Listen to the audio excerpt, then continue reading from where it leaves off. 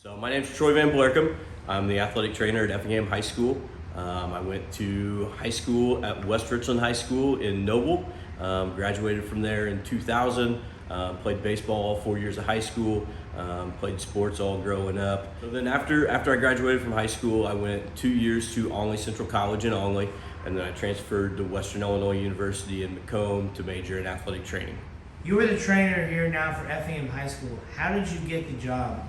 So I've always been interested in sports, always been around sports growing up, whether it was playing baseball or whether it was going to watch sports with my family. So I always knew that I wanted to be involved in something with sports, and then I also knew that I wanted to be involved in the medical field. So kind of just worked out that I talked to my guidance counselor in high school, and she kind of was talking about what athletic training was. And kind of just went that direction. So after I graduated from Western Illinois University, I had to do an internship, and I went out to Tucson, Arizona, did an internship at a high school out there. Going through college, every athletic training student wants to work at a Division I, work with Division I athletes, or go on to the major leagues or the NFL, or one of the pro sports teams. And after I did my internship at the high school in Arizona, I kind of decided that was maybe more the route that I wanted to go. So I had a couple job opportunities out in Arizona. Really didn't have a whole lot of family out there. Decided that I wanted to kind of move back to this area. So came back to this area, and then just happened to apply for a job at Benuti Clinic, and then got hired on there. Whenever I got hired on at Benuti Clinic, part of it was the outreach program here at Effingham High School. And whenever I was first hired on, it was only covering varsity football games and 1 day a week in the training room. And whenever I got hired on, I told them that I would really like to be at the school more, since that's what I went to school for. And they told me that I could kind of make that position whatever I wanted it to be. And so I started talking to Dave Woltman, our athletic director here, and we kind of continued to progress the position from 1 day a week in the training room to 3 days a week in the training room, and covering all JV and varsity events. And then it's finally progressed to where I'm full-time at the school. I'm here every day, Monday through Friday, some Saturdays, and then I cover every sporting event, whether it's JV varsity, whether it's fresh soft. The only thing that I do have to travel with is varsity football, but there are some times that in the postseason I'll travel with other sports teams. So I started here in September of 2006, so roughly, what is that, 16 years now. In September it'll be 17 years. What is it that you enjoy so much about being a trainer? One is just being around athletes that want to perform and want to succeed, and then being the trainer part of it, they want to get back to competing at the level that they were at before. Sometimes in the healthcare field, you don't get people who are really motivated and want to get back as quickly as they can. Whenever you're working with athletes, majority of them want to get back on the field as quickly as they can. So that's kind of what I enjoy, is the competitive part of it, and getting the athlete back as quick as possible. And kind of always wanted to be in the medical field, and so kind of just putting both of those together was kind of what drew me to athletic training. At what point did you realize this is something that I was actually interested and committed to doing? I would say pretty much my whole high school career, I knew that this was kind of the direction that I wanted to go. And then once I got into college at Western Illinois University, your first class you take is kind of an introduction to athletic training. And once I really got some time in the training room, then I knew for sure that that's what I wanted to do. Just being able to be here for the athletes, and taking care of them, whether it's something as simple as blister care or taping an ankle to where parents don't have to worry about that, or if it is a more serious injury, I can kind of be the go-between between the athlete and the parents and the doctor, and touch base with the doctor and make sure that they're getting the proper care or referred to the proper doctor. So everybody seems very thankful that I'm around to help with that type of stuff. What type of obstacles do you face while on the job? Yeah, so probably a couple of the biggest obstacles I face are whenever I have multiple events going on at the same time, like whenever our baseball team is playing at either Paul Smith or Evergreen Hollow Park, and then I've got softball going on here at the high school, or I've got a track meet going on at the same time, and just trying to be available to all the athletes at the same time. I mean, it's impossible to be in multiple places at once, but you try and prioritize your time and take care of the athletes before they go to events. But if something happens there, it's just tough to not be able to be there for all the athletes at the same time. Another hard aspect of this job is whenever you do have a family, you're gone most evenings. My wife is a teacher, so she's not gone during the evening, so she's at home with our son, and then I'm here at the school, covering events whenever they're at home, and I'm not able to be there as much as I'd like to be. Why do you think it's so important to take care of an athlete on a daily basis? Well, athletes always want to perform at the highest level, so being able to see them every day and take care of them every day, whether that's rehabbing an ankle injury or taking care of like a patellar tendonitis type injury, taking care of them every day, you can get them back to fully healthy quicker than just seeing them once a week or seeing them a couple days a week. So yeah, being able to see athletes and treat athletes every day is definitely important to the athletic training job. Probably the worst injury I dealt with was I had a athlete who fell and struck their head in the middle of a game, ended up going into a full seizure on the court, non-responsive for a little bit, so I had to go out on the court, take care of the athlete, make sure that everything was going fine with the seizure, also have the ambulance get called, wait for the ambulance to get here.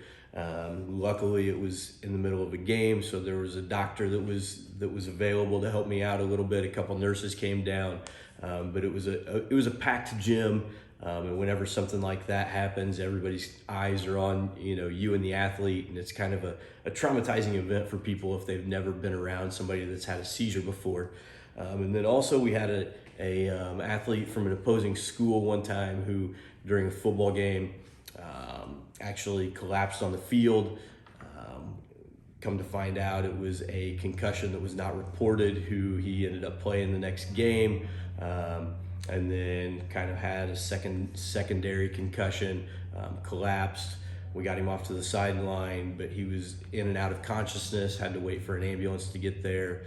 So that was a pretty scary event also. Who is your biggest role model? I would say that has to be Dr. Carl Reuter. He was a urgent care physician at Benuti Clinic. Unfortunately, he has since passed away. But whenever I became an athletic trainer, he was one that he's just very knowledgeable and shared so much knowledge with me about sports injuries and just how to handle athletes and handle parents and when a kid's able to play, even if he's not 100%, but yet he's not doing any more damage to his body.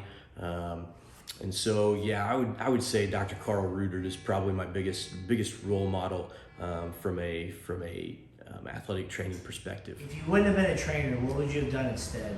It would still be in the medical field. I would have went on and became a physician assistant. Probably would have been still in an orthopedic setting, but it would have just been more working side by side with a physician in a clinical setting as opposed to being out of the high school. So last Monday night, of course, the world was kind of shaken with the DeMar Hamlin situation, but as far as a trainer's side of it and knowing what happened and seconds count when it comes to a life, what went through your mind as far as the situation and what had to be done? Yeah, it's always pretty scary whenever something like that happens, At first, nobody really knew what was going on. We knew it was kind of a scary situation. We didn't know the extent of it, but anytime you turn on an NFL game and they bring an ambulance onto the field, it's not good because so many guys just get carted off the field and they take them to the ambulance from the cart. But whenever you've seen them actually pulling the ambulance onto the field, you're like, okay, something's definitely wrong. From an athletic training standpoint, we always go over those scenarios in our head, think about what we would do. It's kind of, you prepare for the worst but hope for the best situation. But yeah, that's just a scary situation that happened that nobody ever wants to have to deal with. But we have emergency action plans in place, which tells you, who's going to be the one that calls the 911, who's in charge of the situation, who's going to meet the ambulance to get them to the right entrance of the facility, that type of stuff. And we're kind of just trained to take care of situations like that. Like I said, you prepare for the worst but hope for the best, and whenever things happen, you just kind of spring into action and your training takes over, and after it's all done, then you kind of decompress and look at the situation afterwards. 5 to 10 years down the road, what is kind of the future looking like for you?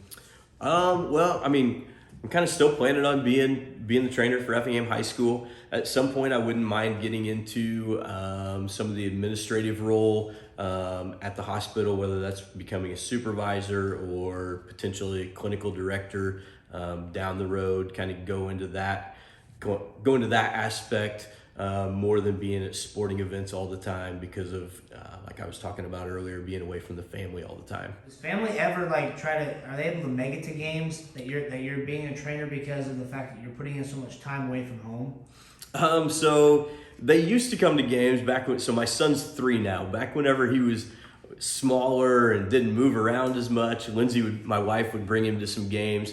But now, since he's mobile and he's going all over the place, it's really hard for her to be able to concentrate on watching a game and chase him around all the time. And so right now they don't make it to as many games as what they would like to, but I'm sure here in the next year or two they'll probably start coming back and being around the teams and at the gyms more than what they have right now. The big thank you is to the athletes for believing in what I tell them and doing what I tell them to do, and whether that's rehab at home or trusting what I diagnose them with. Also the parents have to, they have to trust you as well. Not,